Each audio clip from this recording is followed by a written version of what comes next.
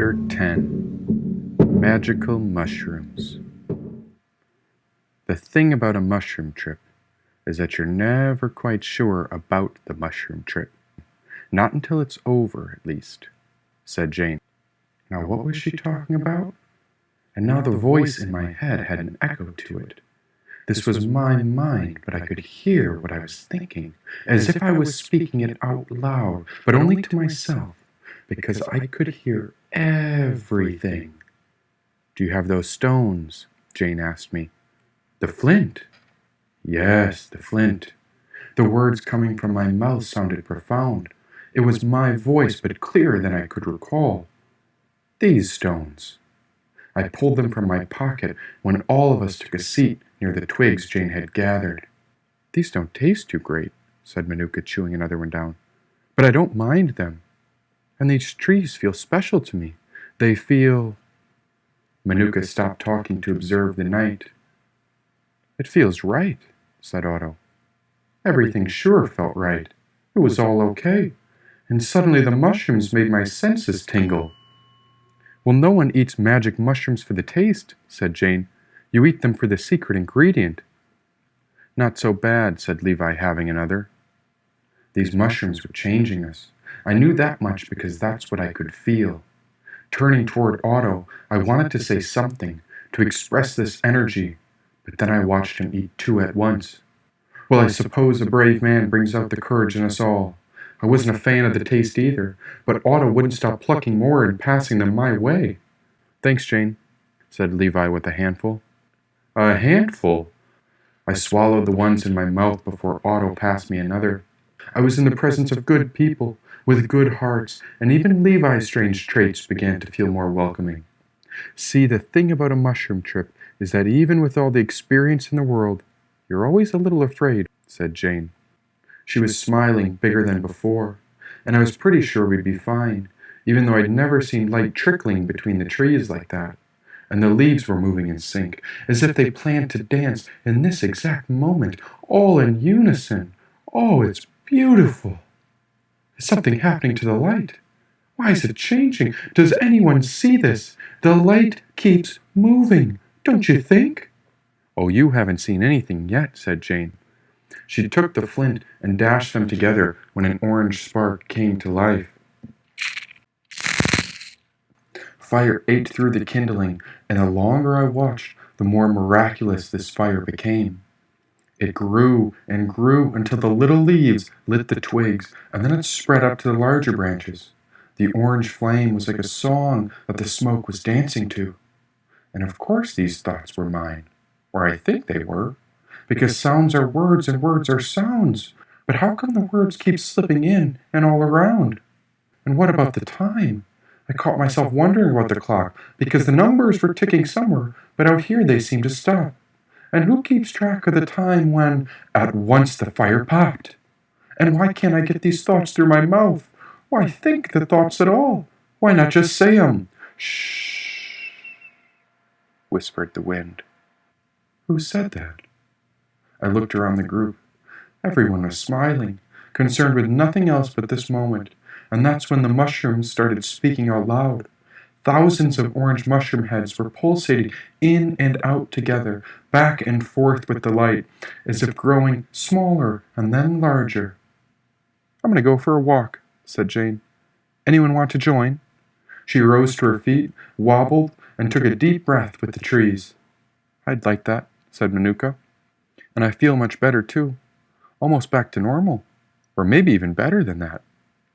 Manuka spun around a tree and grabbed a branch as if she was dancing with it. It was more energy than I'd seen her exert all day. See, the mushrooms can heal too, said Jane. Otto was amused that his sister was feeling better. Or was she really his sister? Who knows if anything is real when you're feeling something this imaginary? I'll go for a walk too, said Otto, standing up with them. For being such a big man, he wobbled in place before they wandered out into the woods. You feeling a bit funny? Asked Levi. Yes, but I think it's because my legs are tired. I've been running a lot, so I'm going to stay right here. I think I want to walk. Will you be okay alone? Said Levi. I spent my whole life alone. Of course I'd be okay.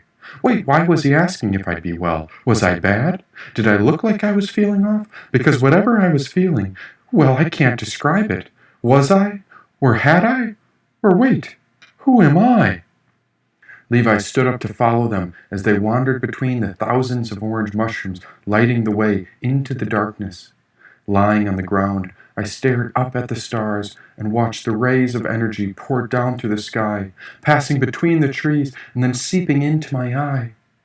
Goodness, there's something so fascinating to these mushrooms, isn't there? Chapter 11. Cicero and Collie Jack. Orange flames were dancing over dead branches when it happened. I was looking into the fire when a glowing coal transformed itself into a burning eye. It was down in the very base of the fire when I first saw her face. She was a mixture of red hell with orange inferno as the patterns began morphing her figure into plain sight. This entity was alive and I could not look away. She was trying to tell me something, sending me an ever-changing message back to my eyes through a kaleidoscope of light spiraling around the coal. That's when I saw the number 28. 28. A sensation came upon me, like a feeling in the mind. My whole body began to glow, and now my essence began to shine. Who was this woman, and where were her body and bones? And even if I never found out, at least I had a night in the woods all on my own. Then the woman disappeared, forever a mystery, but a vision took hold of me and replayed a memory from my very own history. The memory was coming clear.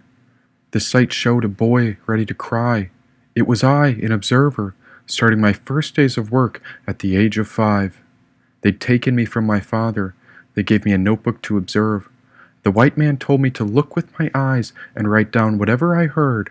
There were no other rules or explanations in my youth, but I remember drawing a picture that day when I saw Ditto climbing up to that control booth. He was wearing white, heading to the master computer up high. I watched him grab the microphone and speak to the entire factory, and I was certain that this man could die. Nature has the answers. Ditto's voice rang over the factory speakers. It's high up in the trees, deep under the ocean, and way off in the stars. Look up and you'll see it. Touch nature and you'll feel it. Listen to the land and you will hear it. Nature knows to keep going, so that's what you'll do. Keep growing. That was the first observation I ever made, and the best memory I had. It happened on December 28th, before things got bad. Next, the gear stopped grinding, and then so stopped the clock. The entire workforce panicked when they assigned everyone colored smocks. All rules changed when the order called upon the guns. I bet that's why they built those walls, so that none of us could run. But who cares about the order? There's something special to these plants. And ever since I ate those wild mushrooms, the whole forest started to dance. Nature was tricking my eyes and then trickling around my toes, because all of my senses were aware as how the wind blows. A new presence was creeping closer. I felt something pulling on my sleeve. The whole world took a breath in, and then the forest began to breathe. Shh, it whispered. The animal came alive when 2 eyes emerged. A creature was tugging on my coat, but still not a word? I think this was a beaver, or maybe an overgrown fox. Well, goodness, it's up on its hind feet, and I think it's about to talk. I've had a look at the moon, and tonight's the night. Only a couple more hours, and all will be right, said the creature with orange eyes. I've got old bones now, had them for many years, but I've been waiting all my life, and tonight it occurs. You don't say. Did you hear what I said? The creature paused. It's come back for you. This creature had no clothes, only gray and white fur on its body, with a pointed white muzzle. The creature tiptoed around the fire and came back towards me. Well, pardon me, sir. Is this your space? I said. The name's Cicero, and there's no place I call my own. I live all over, so that way I'm always home. I suppose you're out looking for the pyramid, too, it said. A pyramid? What? Of course. Why else would you be out here on a full moon? Said Cicero. I hadn't spoken to anyone in weeks. Ever since I ran from the order, I'd been surviving alone in the woods. I was days away. Wait, it's only been a few hours. Not even a single night. And I have friends around here, too. Maybe I'm lost, I told the creature. Lost? No such thing. I see you've already made the fire, so what else did you bring? Said Cicero. I checked my pockets and set the canvas with the arrowhead beside me. Are you looking to trade? There's plenty I sell. See, I walk these woods often, and I walk these woods well, said Cicero. No trades, but I am missing my friends. Oh, so you're a wandering one, eh? Then you're a bit like me. See, I'm not lost because I go exactly where I need, said Cicero. I crouched beside him. He came right up to me, and then he raised his muzzle to my nose when 2 orange eyes were all I could see. A reddish-orange blaze began to swirl around his pupil when I caught a glance of that woman again. It was the same mysterious woman from the fire. Can I tell you a secret? Cicero paused. The woman is inside the pyramid, and she'll have every answer you'll need. Answers? What kind? My answer might not be the same as yours, because I'm looking for some heat. See, there's a chill rattling down my backbone, and I keep shivering in my feet, said Cicero. It was a warm summer night, but when I looked closer, I saw his bones trembling inside his fur. Well, the fire's right here, so why not take a seat? I don't mind if we share.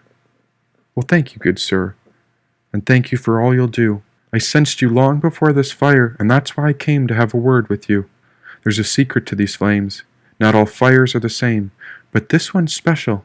We should give her a name, said Cicero. Both of our noses turned to the fire, while orange flames whiplashed black smoke into the night sky. Oh, I can feel her spirit. I think she's upset with the pitch black. Good golly, I've got it. What if we call her? Cicero paused. Kali. I looked closer at the coals as she began morphing before 6 arms came reaching out to grab me. The more I looked, the more I saw she was standing on the body of a dead man. Are we sure she's a girl? What if her real name is something like Jack? Goodness, I've got it, said Cicero. We'll call her Ma Kali Jack. I wasn't so sure about Cicero's motive with the fire, but I never expected to be naming campfires, especially when this creature was on the verge of falling in and burning alive. Hey there, guy, you mind taking a step back? You're getting a bit close to the flame, don't you think? Back in the order, they taught us how things like this are impossible, how animals are to be eaten and not spoken to, but every time I looked at this creature, I saw myself on his eye. And if this creature was a friend, then that meant the entire order was built upon a lie. A lie, said Cicero. Do you know the difference between the truth and the lie? He held up a paw against his temple, right beside his ear and his sight. 5 fingers were on the side of his face, separating his eye from the ear on his right. 5 fingers is the difference between what they tell us in our ears and the truth we see with our own eye, said Cicero. He turned his head to make sure I was watching. Then his paw glided across his face until he was covering up his left eye. Only one eye was staring back. I did enjoy making new friends, but it was obvious this fella didn't have many of them. He stood waiting for me to notice his fingers covering his left eye. Still waiting there, and he looked very awkward holding up a paw like that. Then Cicero turned and peered into the flames. And it's so nice to have you with us, Ma Kali Jack, said Cicero. He extended a paw into the fire and shook hands with the flames. Cicero bowed to the campfire while his fur floated like the prayer flags I'd seen at the mass graves below the factories. Quivering calves held on to Cicero's heels while the flames began to grow. It was nipping at his body, and it was making me sweat. The light kept flowing, everything was growing, and it started moving slower when Cicero started glowing. Cicero took a step into the fire before his paw grabbed a hot coal. Hey, take it easy, man. Are you trying to die? You better take a step back because I think your whiskers are starting to fry. Burning isn't so bad, not when you've lived this cold. I'd rather be purified by your flames than wait to wither when I'm old, said Cicero, stepping out of the fire. There's only one path to the pyramid, and the mushrooms know the way.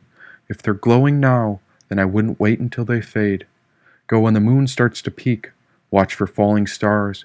You'll need to cross over the creek, but not too far. Wait for midnight. That's when you'll know you're near. And after all that, You'll have to choose a stone from that soul-carrying deer. And what was this fella on to again? Now be careful going in. Each choice changes the way. And if you make the wrong decisions, well, sometimes naughty souls have to stay. They say God lives within. Even the devil sneaks around. But whatever you do, don't ever go down, said Cicero. Down? Where does down go? No one knows because no one goes, said Cicero. Then why risk it? This animal must be out of his mind. I'd only eaten a few of the magical mushrooms, but I'm quite sure he'd feasted on an entire patch. What if the pyramid's not real? What if legend says that one time a creature went in, but came out with new skin? Believe what you want, but I'm heading in, said Cicero. What the heck was this badger talking about? He was on some rant about something, but I couldn't focus because every tree branch was reaching out from the sky towards us. Every twig was creeping over the fire, as if to say, "Come with me." Go with you? Who are you and where to? Cicero sure had a lot to say too, but the flames didn't mind him at all. And what were they whispering about now? I leaned closer to hear what Cicero was saying, but a flame shot out and tried to poke my eye. Did you get all that? Said Cicero. And make sure you don't die. Get all what? Your fire over there needs to settle down. Collie Jack tried to take my eye. Be careful around Collie. She's got an old soul. She's a traveler through many lives, and only pure union makes her whole, said Cicero. Now why would he say that? And what kind of animal are you again?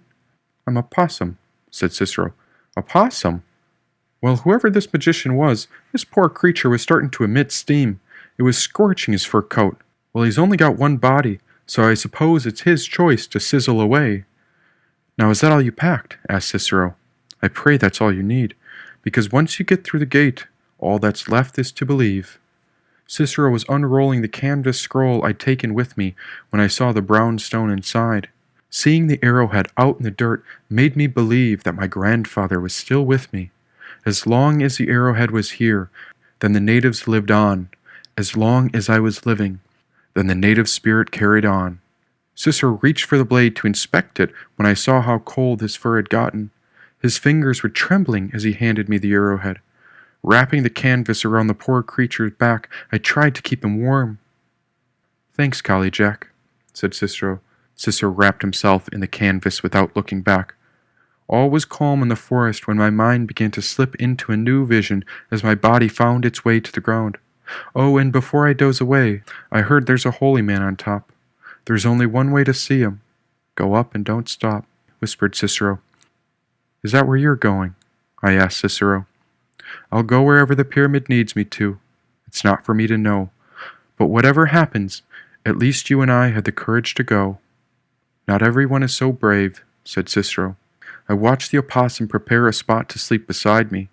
He was getting ready to lie down, but stopped abruptly and held the blank canvas up between us. Pulling it tight, he used the coal in his hand to burn a small hole in the canvas.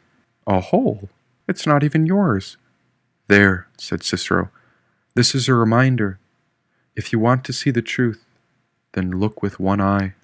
He pressed his orange eye up to the hole and stared at me through it. Indeed, he was a strange little animal, but I was too intrigued to find it at all creepy. And as my eyes began to fall shut, I held my eyelids open for one last look up at the stars. Precious starlight lingered in the heavens. It was so peaceful up above, and so calm down below. As I took another breath in, I watched the universe glimmer in the most spectacular disorder I'd ever seen. I couldn't help but wonder what kind of magic could make this. And who knows, maybe there is a pyramid with answers. But for right now, I'm sure glad to be friends with this opossum. The fire popped when a spark jumped towards my eye. I rolled over and felt the heat on my back. We are here to serve the mother, said Cicero. Call her Ma Collie Jack.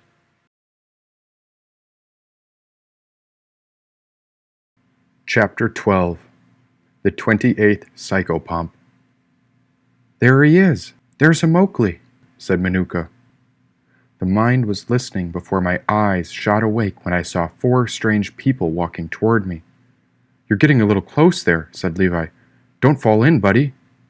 Yes, now I remember. The mushrooms never left, even though my new friends went for a walk. I suppose all of life introduces itself quite naturally if you give it a chance. It's inside us, after all. a part of us, and that's why I was still a part of this experience with all of them. And what was this experience? Some sort of game. And yet this forest was pulsating and giggling the entire time, laughing with us, I presume. Sitting up, I felt my body. Yes, these were my limbs reaching out into the woods. My entire form had been holding me in place. But what was I? Was I the mind observing, or the breath within the wind? If not for this gust of air, then what would my life have been? Why, hello, I said to everyone. That's all I could get out when the wind took another breath into my lungs. Looking up, my mouth hung open on the edge of a dream as I looked up at the stars. These woods are alive, and we are alive within the forest. All of life is alive in us too, said Otto. See, the thing about a mushroom trip is how impossible it is to describe it. You can see it. Yes, you can hear it, and you can feel every bit of magic, but it's still impossible to describe exactly how it works. Jane took hold of my hand when I stood up. Isn't life beautiful? Asked Jane. It is! That's it! Life is beautiful! I grabbed the canvas scroll beside me and began to write a sentence with my pen stating, Life is beautiful because... I stalled. Life is beautiful. But why? There are so many reasons. Now staring at the broken sentence, I couldn't finish the thought because I could see the individual strands of paper inside the canvas that had made it whole. Then Manuka's finger poked through the hole in the center. She giggled and took hold of my pen before scribbling a sentence of her own. Captivated by her confidence, I peered over her shoulder to read it. Love is when you get out of your head and into your heart. It's something I want to remember for later on, said Manuka. Can you remind me when the time is right? Every part of this natural life was connecting in front of us. I watched the leaves connect to the branches, just as the blades of grass held on to the earth. Then when I saw my friends, I noticed a halo of light emitting above their ears. That's when I realized Jane was emitting the very brightest light out of all of us here. Wow! Do you see that? I was staring at Jane's aura around her body. She knew the secrets to these mushrooms, and she was smiling while we followed behind her footsteps. A thick, dark arm reached past my vision when Otto's chest leaned against me and pointed through the night sky. Stars are falling, he whispered. Do you see that light moving? He was right. Droplets of light tumbled through the sky. Dim flashes fell like sand through an hourglass behind the treetops. The pyramid is under the falling stars, I announced. Everyone stopped. Behind those birch trees, asked Jane. Then it must be by the edge of the mountain. Let's go! Jane put out the fire when I grabbed the flint, my arrowhead, and wrapped it around the canvas scroll. All of us were together as our footsteps trampled through the leaves until I heard water flowing nearby. My feet stopped. A creek. We'd come to a creek, and this was a very good sign because I remember something about a creek.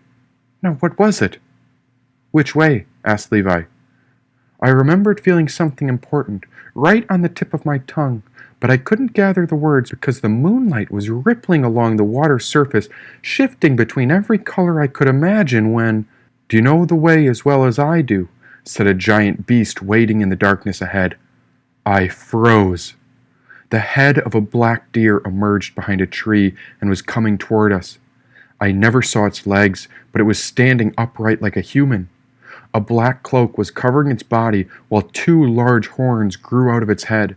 The snout and fur made it obvious this was an animal. Yes, a deer of sorts. But now the creature raised a white human palm from its cloak. Connecting its pinky and ring finger with the thumb, the creature raised its pointer and middle finger up to the sky. Pranamudra, it said. The beast opened its eyes. One eye was black and the other white. Then it blinked and both eyes switched sides. Otto crept in front of me. His arms gathered us behind him when he stood face to face with the beast. Peace. Do you know peace? Said Otto. I do, said the cloaked deer. Mushrooms tell the truth, not through words, but through the situations we encounter. It was no coincidence that Otto was protecting us. He was the strongest leader, and now all of us knew it to be true. Who are you? Said Otto. The mysterious creature crouched before us to scratch a message in the dirt. It took a step back before Jane held a glowing mushroom to illuminate the script. The picture revealed one angelic figure, a plus sign, a small man, all equating to 1. Huh? I asked. 1 plus 1 equals 2. I rewrote the message so it equaled 2. But the beast shook its head no. It blotted out the number 2 and rewrote the original message with the number 1. The ground upon which you stand is special, it said. The creature hadn't moved its mouth, but I could feel its nostrils breathing toward us as its voice carried on with the wind. Look after this life, and this life will look after you, it added. The creature rose upright when I noticed its black cloak gliding across the ground. I never saw its legs, but it appeared to have human shoulders with the head and horns of a deer. The creature turned towards the stream and left a glowing trail over the mushrooms sprouting up behind it. Do you wish to understand? It asked. Understand what? Asked Jane. To understand all that you are, it said. But you haven't told us who you are, said Otto. A name is just a name. It's the purpose of the vessel that matters most. The creature paused. Judgment gave me the 28th cloak, and my purpose is that of a psychopomp. A psycho who? Now, I may have kept some observations through the years, but not even magic mushrooms could tell me what that meant. I had no reason to fear this beast, but it also held a power I didn't understand. And I don't know what a psychopomp is. So what is it that you do? Said Jane.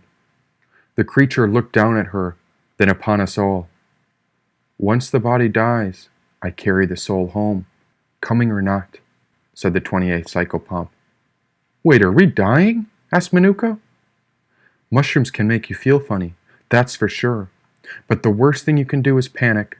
Since Jane had the most experience with this mystical fungus, she reminded Manuka that we weren't dying today. Then the 28th psychopomp began heading into the darkness up the stream, but Manuka's fear had yet to liberate her poor soul.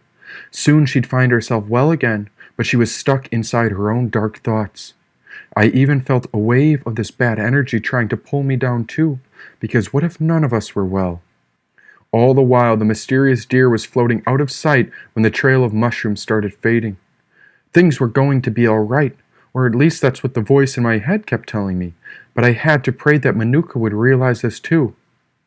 Pain is strengthening we need. We will make it, sis, said Otto. 2 big arms swallowed her like a sweater and pulled her up, but she wouldn't let go of all that fear. It wasn't until the wind pushed us forward that Manuka started walking again. I think that creature can heal. That's what I felt when I saw the deer's white hand, said Jane. Jane was emitting white light like a crown above her head. Whatever feelings had challenged our group had yet to faze Jane. The halo above her hair was so gentle. But how? We'll have to be careful, because sometimes the mushrooms can be real tricksters. But I say we follow that deer. What did he call himself? A psychopomp? I did not know if they were real, said Jane. The mushrooms on the ground began dying. Some of them were curling over to pass, while time would take the rest. Manuka nodded. Okay, I'm ready now. And look, said Levi. He was pointing to the sky that had gone pitch black except for a giant moon on its way up even higher. There were no stars left to fall as we walked toward the psychopomp. We'll never know if we don't go, said Levi. Manuka let go of Otto and opened her mouth about to say something when, and nothing will hurt us, said Jane, because I've got a gun. Jane pulled a black gun from the back of her pants. The halo of light atop Jane's head vanished. I'd never even seen a gun, only heard about them, but I could feel the dark energy from the bullets inside. Why in the world did she have a gun? Don't ever shoot that. I heard them fire guns when my dad disappeared. Put that away, said Manuka. Manuka led us toward the psychopomp as we followed behind. See, that's the other thing about a mushroom trip. Sometimes you get a hunch and go for it. As you should, because the best thing about a mushroom trip are the hidden messages you find along the way. My feet grew lighter, and with each step my spirit began to loosen and grow. As if a bright light was radiating through my forehead, I realized I was no longer a lost man in the woods. I had arrived here in this moment with 4 others, and we were right on track. The psychopomp waited at the edge of the creek, and there was no need to get any closer. For those who follow fear, turn back now. In all my years, I have never seen a timid soul make it to the end, said the psychopomp. With a white hand on its right, the beast reached into its side pocket, while its left hand emerged like a slithering black snake. The black fingers crawled into a pocket on the other side. And for those who feel ready, choose a stone and become all that you are, said the psychopomp. Two opposite-colored hands rose to equal heights, holding stone in its fists. Then the 28th psychopomp released an array of black and white stones onto the moss while a quake shot through the land. Carry them through the water, and you will be where few have ever stepped, said the psychopomp. Where? I asked. The realm in between, said the 28th psychopomp. Are these selenite and black tourmaline?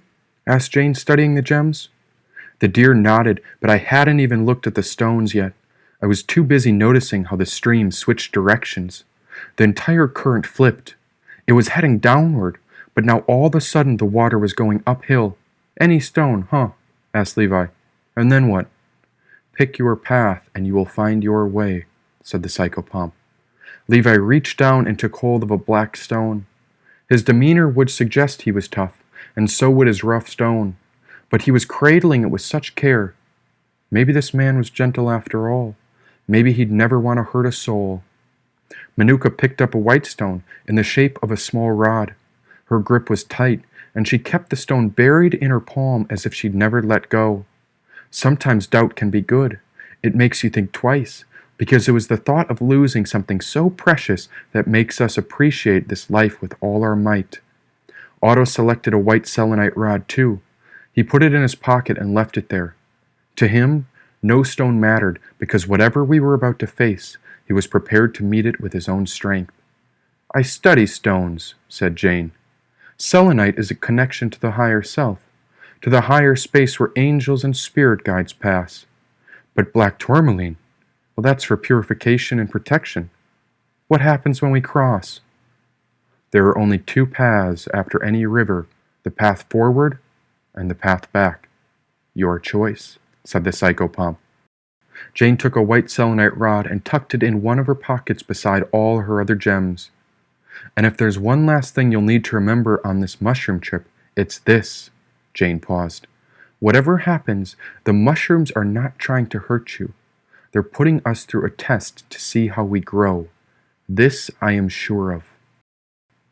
I didn't have to think twice when I reached for the black stone. It wasn't gentle like the white ones, but rather rough, as if it had been crushed over and over until the fragments had nowhere to go but stick together. Black layers, like pages in a book, were cemented in time. The black tourmaline reminded me of the missing history that the slaves of the order would never see. This forest was the truth. The layers of this stone were no different than my own body, and once I held it up to my eye, everything went black. There was a splash in the water. Levi was walking into the stream, and the creek was up to his knees. It was only getting deeper. The current's picking up. Levi turned. I'll help you across. The psychopomp hadn't moved an inch. It stood staring between the trees as if others may be joining. And why would we need protection? Asked Jane. She was the only one left beside the psychopomp when my toes touched the water. The wind pulled the breath inside my lungs when I stepped forward into something blue. Sometimes we need protection so the soul can pass through. Hold on to your stones, and I'll find you before the other spirits do, said the psychopomp.